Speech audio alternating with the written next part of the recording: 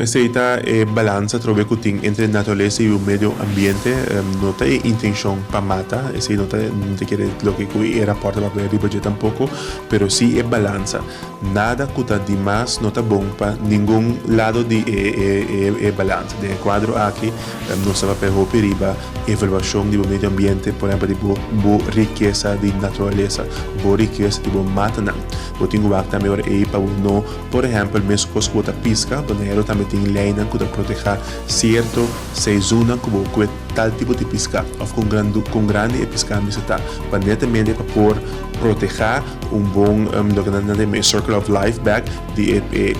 pescar na back para produzir back a trobe na mesma qualidade como não está gewoon que todo tipo de pesca tudo durante interanha mesmo constante com flora e fauna então tudo isso aqui nada em contexto de balança de natureza e também também que tem área aqui nós follow também expertise de diferentes instâncias de caso que por exemplo Sinapa que são encarregados com os parques nacional pero também outras instâncias que estão netamente mídia também para pôr essa balança essa aqui intacto. Seguro, o que nós mira está com os recursos natural tá o que Bambisa é uma coisa mais chamativa para pessoas que para vir dinheiro, porque sempre nós sabemos que se você escolhe destino com praia, você tem milhas. Se você escolhe destino com hotel bonita, você tem milhões. Mas no momento é o que você para um país diferente, é o que você só tem e você é autêntico para só oferecer de maneira como você oferecer. De certa maneira é que você tem leverage comparar com outro destino, mesmo com os Flamengo.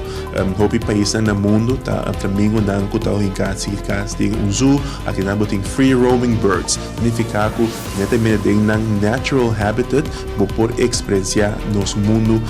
de água e também nos mundo riba terra. Então se está pondo que o turista tá escolhe banheiro netamente para sobre a parte do mundo passa em alto e você mira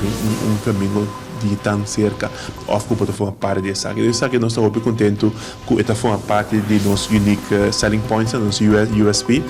pero também esta forma parte de nos manejo de nos produto, pues nos saco da aceita nos vamos nos biggest assets que nos temos que proteger e também tem hobby leinan e também vamos